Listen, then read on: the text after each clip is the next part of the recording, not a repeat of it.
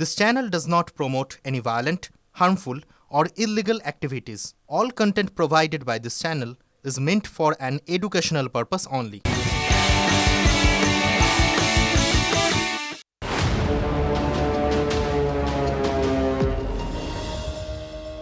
টিভি9 বাংলায় আপনাদের সকলকে আবারও স্বাগত। রনিপা রয়েছে আপনাদের সঙ্গে। দেখুন, দুলাল সরকার খুনে, সেই খুনের দিকে আমরা নজর রাখবো, কারণ দুলাল সরকার খুনের প্রস্তুতি হয়তো শুরু হয়ে গিয়েছিল 2 মাস আগে থেকে। ব্লুপ্রিন্ট তৈরি করেছিল স্বপন, এবং এই ব্লুপ্রিন্ট তৈরি করে অস্ত্র জোগাড় বিহার থেকে দুষ্কৃতীদের ভাড়া করে কৃষ্ণ রজক ওরফে রোহন। চাঞ্চল্যকর তথ্য, এই মুহূর্তের বড় খবর আমরা নজর রেখেছি। দুলাল খুনের প্রস্তুতি শুরু হয়েছিল 2 মাস আগে। কথা বলবো আমাদের সহকর্মী সিজার মন্ডল এই মুহূর্তে রয়েছেন আমাদের সঙ্গে। সিজার, গুরুত্বপূর্ণ চাঞ্চল্যকর খবর, 2 মাস আগে থেকে এই প্রস্তুতি তৈরি হয়েছিল। একদম। এবার আরো যদি যেটা জানা যাচ্ছে, 1.5 বছর আগে তারা প্রথম পরিকল্পনা করে যে দুলালকে পদ থেকে সরাতে হবে, এবং স্বপন শর্মা যে নিজে কুখ্যাত দুষ্কৃতী, তাকে দায়িত্ব দেওয়া হয়, সেই পরিকল্পনা করা শুরু করে। এবং 2 মাস আগে গোটা পরিকল্পনাটা অনেক বেশি কংক্রিট হয়, এবং এই কৃষ্ণ রজককে দায়িত্ব দেওয়া হয় বিহার থেকে ভাড়াটে খুনি আনার জন্য। এবং 2 মাস আগেই প্রথম ভাড়াটে খুনিকে হায়ার করা হয়, এবং তাদেরকে নিয়ে আসা হয় বাবলার বাড়ির কাছে একটি জায়গায়, তাদের রাখা হয়, এবং সেখান থেকে তারা প্রতিনিয়ত তার গতিবিধি নজর রাখতো, এবং প্রত্যেকটা মুভমেন্ট সেইগুলো নজর রেখে তারা পরিকল্পনা করা শুরু করে। এবং সেই জায়গা থেকে এটা স্পষ্ট যে একদিকে স্বপন শর্মার মস্তিষ্ক, মাস্টারমাইন্ড হিসেবে সে অস্ত্র যোগান দেয়, এবং এই কৃষ্ণ রজক ওরফে রোহন সে গোটা অপারেশনটাকে পরিকল্পনা করে, এবং হায়ার কিলারদের ভাড়া করা, তাদের টাকা পয়সা দেওয়া, তাদের থাকার বন্দোবস্ত করা, সমস্তটাই সে করে। বেশ, অনেক ধন্যবাদ সিজার তোমায়। নজর রাখো তুমি। দেখুন, দুলাল খুনের প্রস্তুতি শুরু হয়ে যায় 2 মাস আগে, যেমনটা আমাদের প্রতিনিধি সিজার জানাচ্ছিলেন যে 1.5 বছর আগে থেকেই এই পরিকল্পনা কিন্তু শুরু হয়ে গেছিল। মানে গত 1.5 বছর ধরে যে পরিকল্পনা করা হয়েছিল, গত 2 মাস আগে থেকে তার প্রস্তুতি শুরু হয়। ব্লুপ্রিন্ট তৈরি করে স্বপন, সে অস্ত্র পর্যন্ত জোগাড় করে। এর পাশাপাশি আর কি খবর, বিহার থেকে দুষ্কৃতীদেরকে ভাড়া করেছিল কৃষ্ণ রজক ওরফে রোহন, যাকে গ্রেফতার করা হয়েছিল। এই কৃষ্ণ রজক সম্পর্কে আগেও অনেক তথ্য দেওয়া হয়েছে আপনাদের। এই কৃষ্ণ রজক সে দুষ্কৃতীদের জোগাড় করে বিহার থেকে। আমাদের সহকর্মী সুব্রত সরাসরি রয়েছে আমাদের সঙ্গে। সুব্রত, সিজার যেমন বলছিল 1.5 বছর আগে থেকে এই পরিকল্পনা শুরু হয়েছিল, 2 মাস আগে প্রস্তুতি করা হয়। আর কি কি তথ্য? দেখো, 2 মাস ধরে প্রস্তুতি শুরু হয়েছিল ঠিক এটা বলা যাবে না। যেটা দেখা যাচ্ছে যে পুলিশ, এখান থেকে পুলিশ সূত্র যেটা বলছে যে 1 মাসের বেশি সময়, বিশেষ করে ডিসেম্বর মাসটাকে তারা টার্গেট করেছে। এবং ডিসেম্বর মাসে তোমার যে গোপন বাড়ি, যে পরিত্যক্ত বাড়িটা আমরা দেখিয়েছিলাম, সেই পরিত্যক্ত বাড়িতে তারা ঘাঁটি গেড়েছিল। এবং একই সাথে একটি হোটেলের কথা উঠে আসছে, একটি রেস্তোরাঁ এবং হোটেল, সেখানে তারা কিন্তু ব্লুপ্রিন্ট তৈরি করেছিল বলে খবর। এবং সেইখান শুধু পাশাপাশি সেটার পাশাপাশি তারা মূলত ঘাঁটি গাড়ছিল একটি একেবারে দুলাল সরকারের বাড়ি লাগোয়া, যেখানে ঘটনাটা ঘটেছে তার লাগোয়া একটি পরিত্যক্ত বাড়ি, যে বাড়ি আমরা দেখিয়েছি। সেখানে কিভাবে তারা পার্টি করতে নিয়মিত সেটাও আমরা দেখিয়েছি। সেইখানে পরিত্যক্ত বাড়িতে তারা নিয়মিতভাবে আসতো, এবং অনেক রাত অবধি তাদের পার্টি হতো, হই হুল্লোড় হতো, যে কারণে কিন্তু আশেপাশের যারা প্রতিবেশী তারাও প্রতিবাদ করেছিল, কিন্তু সেভাবে সাহস করে উঠতে পারেনি। এখানে একটা উল্লেখযোগ্য বিষয় কিন্তু কৃষ্ণেন্দু নারায়ণ চৌধুরী বলছিলেন যে আগে থেকেই তাদেরকে এই প্রসঙ্গটা যখন পুলিশ বলার আগে থেকেই কৃষ্ণেন্দু নারায়ণ চৌধুরী বলছিলেন যে তাদেরকে টাকা দেওয়া হয়েছে এবং টাকা দিয়ে আনা হয়েছে, 10 লক্ষ টাকার কথাও তিনি বলেছিলেন। এর পাশাপাশি তুমি যেমন বলছিলে যে এরা রাত ভর এরা পার্টি করতো, এরা নিজেরা আনন্দ করতো, এবং প্রতিবেশীরা কিছু বলতে পারতো না, কিন্তু বিহার থেকে এই যে দুষ্কৃতীরা এলো, দীর্ঘদিন ধরে থাকলো, সিসিটিভি কোথায়? পুলিশ পদক্ষেপ নিচ্ছিল না কেন? তাদের কাছে কি কোনো তথ্য ছিল না? হ্যাঁ, সেটা একটা বড় প্রশ্ন। তো তাদের কাছে কোনো তথ্য ছিল না, কারণ এই যাদের কথা চলে আসছে, যেমন স্বপন শর্মা কিন্তু যারা অভিযুক্ত এবং যে লিঙ্কম্যান বলা হচ্ছে, এবং যে এই পুরোপুরি এই জোগাড় করে পুলিশ যাকে বলছে যে স্বপন শর্মার মাধ্যমে কিন্তু নরেন্দ্রনাথ তিওয়ারি এই ষড়যন্ত্রটা করেছে, স্বপন শর্মাকে ব্যবহার করেছে, স্বপন শর্মাকে দিয়েই সেই সমস্ত দুষ্কৃতী, বিশেষ করে কৃষ্ণার সাথে যোগাযোগ, এবং কৃষ্ণার মাধ্যমে পুরোপুরি অস্ত্র আনা এবং গণিকে নিয়ে অস্ত্র আনা এবং বিহার থেকে নিয়ে আসা এবং পুরো এই গ্যাংটা ব্যবহার করা হয়েছে এবং সেটা স্বপন শর্মার মাধ্যমে। কিন্তু এটা পুলিশ বলছে, কিন্তু কথা হচ্ছে এটা যে স্বপন শর্মা কুখ্যাত দুষ্কৃতী, এটা সবাই জানে, কিন্তু বিগত তার যে রেকর্ড, বিগত বেশ কিছু বছর ধরে তাকে কিন্তু কোনো ঘটনার মধ্যে দেখা যায়নি, স্বপন শর্মাকে সেভাবে দেখা যায়নি। ও এক সময় করতো, এখন ব্যবসা করে, এর পাশাপাশি একটু আধ্যাত্মিক জগতের সাথে লিপ্ত হয়ে গেছিল, একটি শ্মশানে নিজের মন্দির তৈরি করে সেই মন্দিরে সে কাটাতো। ফলে তার সাথে যে আম পাবলিক একেবারে সুমন্ত, আমি বুঝতে পারছি, তুমি সঙ্গে থাকো, অনেক ধন্যবাদ তোমায়, তুমি নজর রাখো। দেখুন, দুলাল খুন এবং দুলাল খুনের একটার পর একটা চাঞ্চল্যকর তথ্য আমাদের সামনে উঠে আসছে। দেখুন, এই দুলাল খুনের মোটিভটা কি 8 দিন পরেও কিন্তু মুখে কুলুপ রয়েছে পুলিশের। খুনের নেপথ্যে চাঞ্চল্যকর তথ্য দিচ্ছি, TV9 বাংলার হাতে রয়েছে। মাসে 40 লাখের সাম্রাজ্য, সেই 40 লাখের সাম্রাজ্য হারিয়ে দুলাল খুনের ছক করা হলো কি? রেলের ঠিকাদারি, রেলের স্ক্র্যাপের ব্যবসা, রেলের লোডিং আনলোডিং এর বরাত, অবৈধ সাট্টা, জুয়ার ঠেক, টোটো থেকে তোলাবাজি, এতগুলো মাসে ইনকাম 40 লক্ষ টাকা।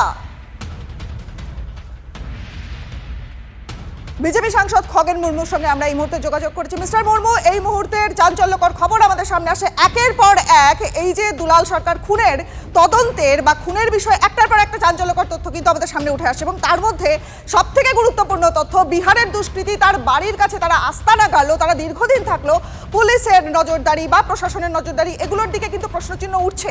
কি বলবেন?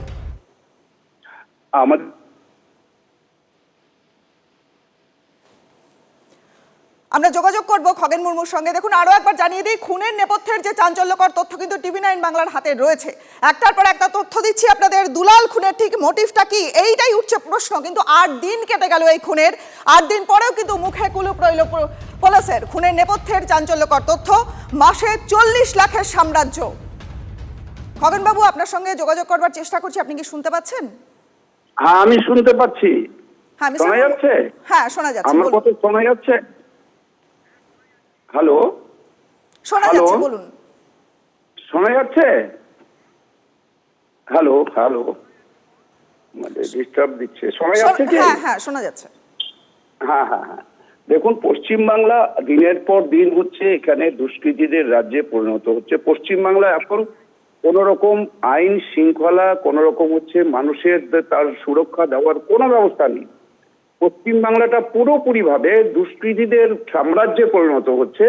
এবং এই আমাদের পশ্চিমবাংলাতে যা দেখতে পাচ্ছি যে শাসক দলের নেতা মন্ত্রী থেকে শুরু করে এখানে পুরো ওরা হচ্ছে যে আজকে সমস্ত ক্ষেত্রে আমরা দেখতে পাচ্ছি যে সরকারি সমস্ত উন্নয়নের টাকা তারা লুট করছে। অন্যদিকে হচ্ছে যে এখানে এই লুট নিয়ে ভাগাভাগি নিয়ে, তাদের লুটের যে টাকা তার ভাগাভাগি নিয়ে গন্ডগোল নিজেদের মধ্যে, আত্মকলহ নিজেদের মধ্যে খুন পর্যন্ত, তাদের নিজেদের মধ্যে খুনের জায়গা পর্যন্ত তারা পৌঁছাচ্ছে। ফলে পশ্চিমবাংলাটা হচ্ছে যে এখন মানুষের সুরক্ষার বাইরে চলে গেছে। মানুষকে সুরক্ষা দিতে পশ্চিমবাংলার সরকার ব্যর্থ। পশ্চিমবাংলার তৃণমূল কংগ্রেসের নেত্রী, তিনি হচ্ছে পুলিশ মন্ত্রী। আজকে পুলিশের অবস্থাটা কোথায়? পুলিশও আমরা দেখতে পাচ্ছি কিভাবে তোলাবাজি এটাকে আরো এখানে স্টাবলিশ করা যায়। তোলাবাজি, তারপরে হচ্ছে সিন্ডিকেট রাজ, এই সমস্ত চলছে পশ্চিমবাংলায়। সুতরাং আমরা ভীষণভাবে আতঙ্কিত পশ্চিমবাংলার মানুষ। মালদা তো বটেই, মালদাতে যেটা ঘটেছে সেটা খুবই আমাদের দুঃখজনক ঘটনা, এবং এটা আতঙ্কের একটা পরিবেশ, একটা হচ্ছে গোটা যেমন হচ্ছে মালদা জেলায় এবং সারা বাংলায় একটা আতঙ্কের বাতাবরণ তৈরি হয়েছে। ফলে এইভাবে একটা শাসক দলের একজন হচ্ছে নেতা, শাসক দলের একজন কাউন্সিলর, জনপ্রতিনিধি, তিনি খুন হচ্ছেন। অথচ আজকে সেই খুনের পেছনে যারা আছে, এখানে যারা এর মধ্যে যুক্ত আছে, যে তাদেরকে খুঁজে বার করা, তাহলে তাদের খুঁজে বের করে তাদের বিরুদ্ধে দৃষ্টান্তমূলক শাস্তি ব্যবস্থা গ্রহণ করা। এটি হচ্ছে আমার দিক থেকে, আমি প্রথম থেকেই বলে আসছি, খুনের পিছনে যারা যুক্ত আছে, খুন যারা করেছেন, তার যে সমস্ত পরিকল্পনা, দীর্ঘদিনের একটা হচ্ছে তার পরিকল্পনা, যেমন আপনাদের যে মাধ্যমে আসছে, যেটা আপনারা জানতে পারছেন, তাহলে এতদিনের পরিকল্পনা ছিল। তো এখানকার গোয়েন্দা বিভাগ কি করছিল? এখানকার ইন্টেলিজেন্স এজেন্সি তারা কি করছিলেন? তাহলে আমরা এখানে কি মনে করি যে আমাদের এখানকার সম্পূর্ণভাবে যে আমাদের গোয়েন্দা বিভাগ থেকে শুরু করে পুলিশ প্রশাসন সবই ফেলিওর।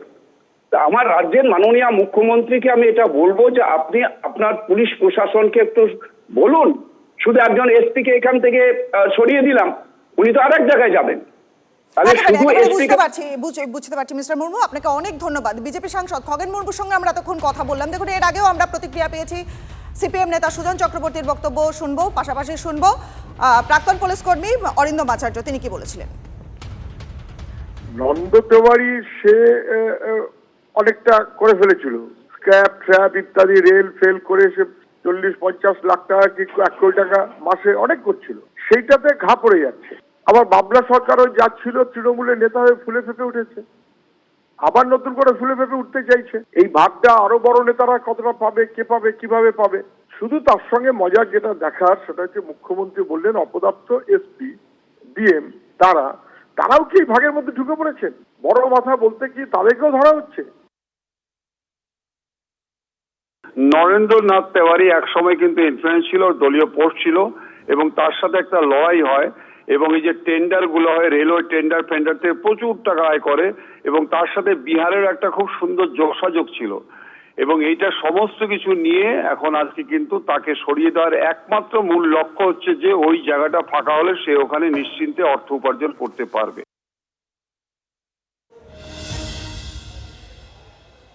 টিভি9 বাংলার খবরের জের নরেন্দ্রনাথ তিওয়ারিকে বহিষ্কার করল তৃণমূল। দুলাল সরকার হত্যাকাণ্ডে গ্রেফতারির পরে কেন শহর সভাপতি পদে থাকবেন নন্দু, প্রশ্ন তুলেছিলাম আমরা। দেখুন, অস্বস্তি থাকতে শেষ পর্যন্ত নন্দুকে তাড়ালো দল, যদিও বিরোধীদের দাবি যে এটা পুরোটাই একটা আইওয়াশ। মাথা বাবলা শেষ, নন্দু হাফ শেষ। মাথা বাবলা শেষ, নন্দু হাফ শেষ। দুলাল শেষ, নন্দু হাফ শেষ। মালদা তৃণমূল নেতা খুনে গ্রেপ্তার হওয়ার পর এই কথাটাই বলেছিলেন নন্দু। তখনই কি আজ করতে পেরেছিলেন তিনি? তার উপর খাড়া নেমে আসছে। ম্যারাথন জিজ্ঞাসাবাদের পর বুধবার সকাল 10টায় গ্রেপ্তার করা হয়েছিল নরেন্দ্রনাথ তিওয়ারিকে। প্রায় 6 ঘন্টা পর নন্দুকে ঘটনার মূল চক্রী বলে দাবি করে সিআইডি। স্বপন শর্মা একটি কুখ্যাত দুষ্কৃতী, ইনি এবং নরেন্দ্রনাথ তিওয়ারি মিলে দুজনে এই ঘটনার মূল চক্রী ছিলেন। 50 লক্ষ টাকার বিনিময়ে সুপারি কিলিং এর একটা বরাত দেওয়া হয়েছিল। কিন্তু বুধবার সন্ধে গড়িয়ে গেলেও দলের তরফে নন্দুর বিরুদ্ধে কোনো ব্যবস্থা নেওয়া হয়নি। এ নিয়ে প্রশ্ন তুলেছিল টিভি9 বাংলা। সেই খবর দেখানোর প্রায় 18 ঘন্টা পর নন্দুকে বহিষ্কার করল তৃণমূল। ইংরেজবাজার টাউন সভাপতি ও হিন্দি সেলের জেলা সভাপতি ছিলেন নরেন্দ্রনাথ। দলীয়ভাবে সিদ্ধান্ত গ্রহণ করা হয়েছে যে এরকম দুষ্কৃতিকারীকে কোনো মতে দলে রাখা যাবে না, তাই দলীয় সিদ্ধান্ত অনুযায়ী তাকে দল থেকে বহিষ্কার করা হলো। আপনাকে দল থেকে বহিষ্কার করা হচ্ছে, কি বলবেন এই বিষয়ে? কিছু বলবেন? হ্যাঁ, এটা দলের অবশ্যই বিষয়, এবং দল যেহেতু যেটা ভালো বুঝবে সেটা করবে, আমি দলের প্রতি আস্থা রেখেছি। দুলাল খুনে দলেরই নেতা গ্রেপ্তার হওয়ায় অস্বস্তিতে তৃণমূল। অনেকের মতে সেই অস্বস্তি ঢাকতেই নন্দুকে বহিষ্কার করল শীর্ষ নেতৃত্ব। বিজেপি রাজ্যগুলোতে দেখুন, সেখানে খুনি, ধর্ষক, মাদক পাচারকারী তারা দলের সম্পদ হয়ে ঘুরে বেড়ায়। অতীতে সিপিএম এর আমলেও আমরা একই জিনিস এই রাজ্যে দেখেছি, কিন্তু তৃণমূল কংগ্রেস যে একটা ব্যতিক্রমী দল, এই ধরনের পদক্ষেপের মধ্যে দিয়ে সেটাই প্রমাণিত হয়। নেতা খুনে দল থেকে বহিষ্কৃত হলেও নন্দুর দাবি পিছনে বড় মাথা আছে এবং তিনি মালদাতেই আছেন। দুলালের স্ত্রীর দাবি তার স্বামী খুনের নেপথ্যে অনেক মাথা আছে। ইংরেজবাজার পুরসভার চেয়ারম্যানের মুখে আবার উঠে এসেছে প্রভাবশালীর কথা। কিন্তু প্রশ্ন হচ্ছে, কে সেই প্রভাবশালী, কে সেই বড় মাথা? ঘটনা যেটা ঘটিয়েছে সেটা 1, 2, 3-এর পক্ষে সম্ভব নয়। সেটা অবশ্যই আমার যেটুকু মনে হচ্ছে আরো কেউ আছে। এটা এক শ্রেণীর লোক নন্দুকে সাপোর্ট করছিল, এবং আমি এই মুহূর্তে নাম বলতে চাই না, দলের সেটা যখন আমাদের নেত্রী জিজ্ঞাসা করবেন আমি বলবো। বিরোধীরা বলছেন বড় মাথাকে বাঁচাতে বলির পাঁঠা করা হলো নন্দুকে। তিনি যার স্বামী মারা গেছেন তিনিও বলছেন বড় মাথা, ওখানে কৃষ্ণেন্দুও বলছে বড় মাথা, ওখানে তৃণমূলের প্রত্যেকটা নেতাই বলছে বড় মাথা। বাট হুইজ বড় মাথা? এই তিওয়ারিটা কি বড় মাথা? ওরা বলি পাঠা হলো, মুরগি হলো।